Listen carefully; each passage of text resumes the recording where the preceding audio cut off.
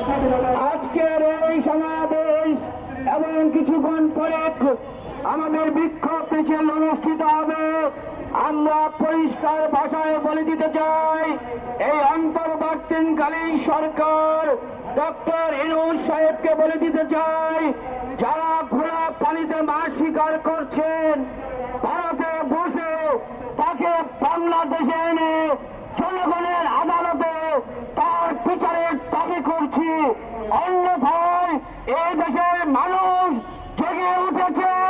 এই ফ্যাসিস্ট সরকার শেখ হাসিনা জয় বাংলার বলি এই মাটিতে, বাংলার মাটিতে হতে দেবে না।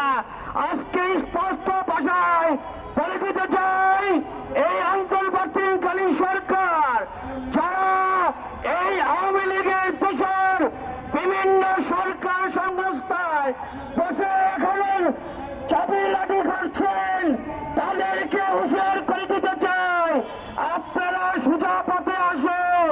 বেকা পথে চললে 12 কোটি মানুষ জাতীয়তাবাদী শক্তি ইসলামী মূল্যবোধ এক হয়ে আপনাদের প্রিয়ত্বে দাঁড়াবে। তাই আমি বলে দিতে চাই, সামনে আমরা নির্বাচন চাই। এই বর্তমান অন্তর্বর্তীকালীন সরকারকে বলতে চাই, তত দ্রুত নির্বাচন দিবেন, ততই আমাদের মঙ্গল হবে। তখনই শেখ হাসিনাকে এই দেশে এনে আমরা বিচার করতে পারবো। সকলকে ধন্যবাদ জানিয়ে এখন আপনাদের সামনে বক্তব্য রাখছেন আজকের এই